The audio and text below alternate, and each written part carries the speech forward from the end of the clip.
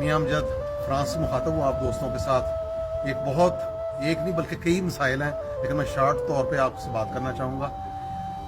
बदकिस्मती के साथ पाकिस्तान के अंदर अदम बर्दाश्त और मजहबी रवादारी बहुत कम होती जा रही है, जिसका पिछले दिनों में सरगोदा में वाक़या हुआ, उससे पहले जड़ावाला के अंदर वाक़या हुआ।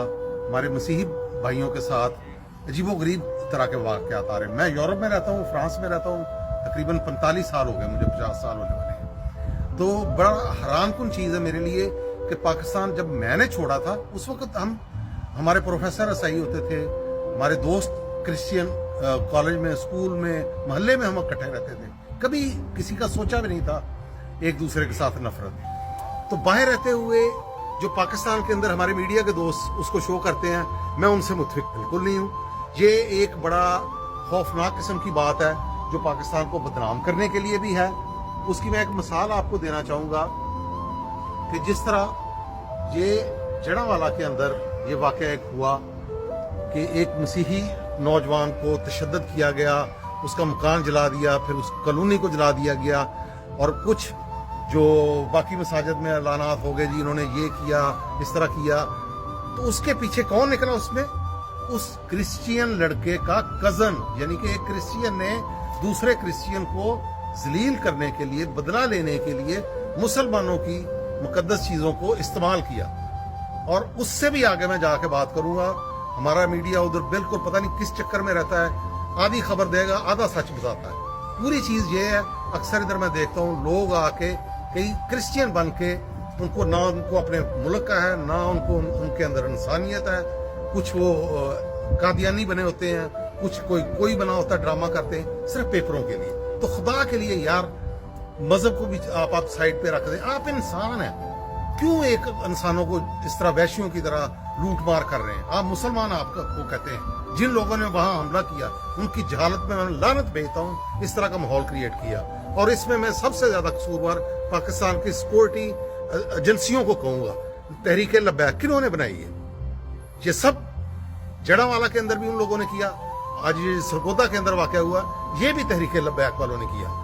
तो क्यों नहीं जस्टिस फायज काजी साहब ने, उस वक्त जनाब केस हुआ ये फैजाबाद धरना का, उस वक्त प्लांटेड धरना था, उनको रिजवी साहब को इधर से प्लांट किया गया, एजेंसियों ने उनको पे किया, सारी दुनिया इकट्ठी करके, पुलिस को भी उनको मना किया, खबरदार इनको आपने हाथ नहीं लगाना। तो बाद में जनाब वो फैलता फैलता इनके गले तक आया। उनको जब ये अक्सर लोग कह रहे हैं कि उनको मारा गया, कत्ल किया गया है, यानी कि ऐसा जहर इस्तेमाल किया गया, केमिकल हाथ पे लगा के, ऊपर हाथ पे लगा के किसी बंदे ने उनसे हाथ बनाया और एक दिन में वो फौत हो चुके। और एग्जिस्ट करता है इस तरह का केमिकल, मुख्तलिफ एजेंसियों के पास होता है, टीके हैं, केमिकल्स हैं, वो हार्ट अटैक होगा बंदे को पता ही नहीं चलता।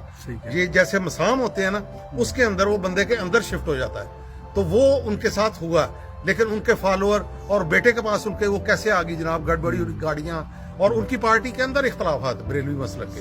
हमारे भाई हैं ये, मैं नहीं ये कोई किसी मसले के खिलाफ बात कर रहा हूँ। अक्सर दोस्त आके नीचे कमेंट्स ना कोई नेगेटिव करें, इसलिए मैं ये क्लियर कर रहा हूँ। मैं अहले सुन्नत हूँ और ना मैं कोई अहले हदीस या अहले तशी हूँ, अहले सुन्नत हूँ। लेकिन जो असूल की बात है वो मैं करूँगा भाई, आपको बेशक बुरी लगे या अच्छी लगे, ये गैर मुनासिब तरीका है और रसूल पाक सल्लल्लाहु अलैहि वसल्लम की तालीमात है, रहमतुल लिल आलमीन है आप, और पूरी दुनिया के लिए रहमत है, रहमतुल लिल मुस्लिमीन नहीं है। और अल्लाह ताला रहमतुल लिल रब्बुल आलमीन है, यानी कि पूरी इंसानियत, कायनात, बल्कि कायनात से भी ऊपर जो चीज है उसके हैं रब।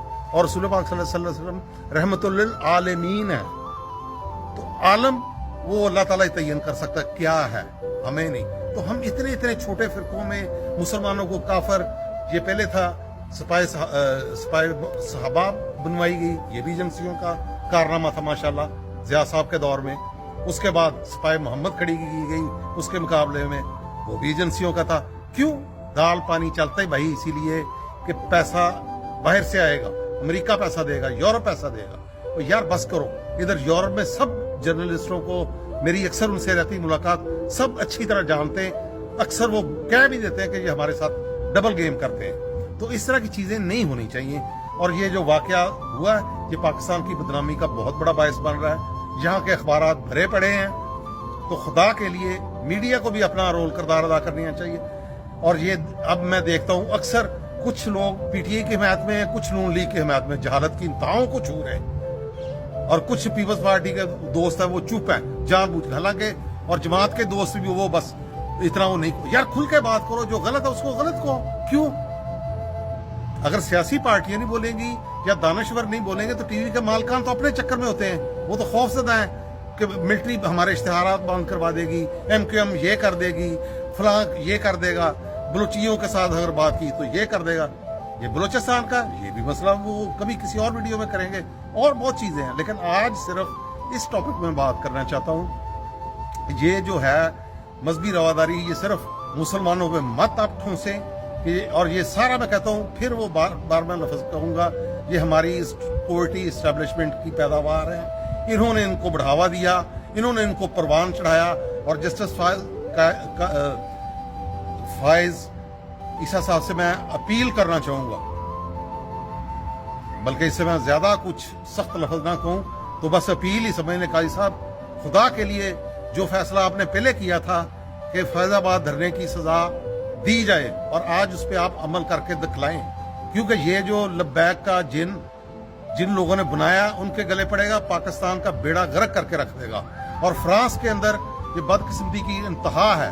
ادھر افتخار صاحب ہیں, ان کی تصویر کے نیچے لوگوں نے اتنی گندی, اور کیا سمجھتے ہیں آپ, سوشل میڈیا پہ ہر چیز ایک سیکنڈ میں ٹرانسلیشن, اب ایسے سسٹم سافٹ ویئر ہیں کہ وہ جو گفتگو آپ کر رہے ہیں یا لکھ رہے ہیں وہ ساتھ ساتھ ٹرانسلیٹ ہو رہی ہے. تو اس لیے یہ مت کریں آپ, اس کو روک دیں. اب تو ان کو عجیب و غریب اس طرح پینٹ کیا جا رہا تھا.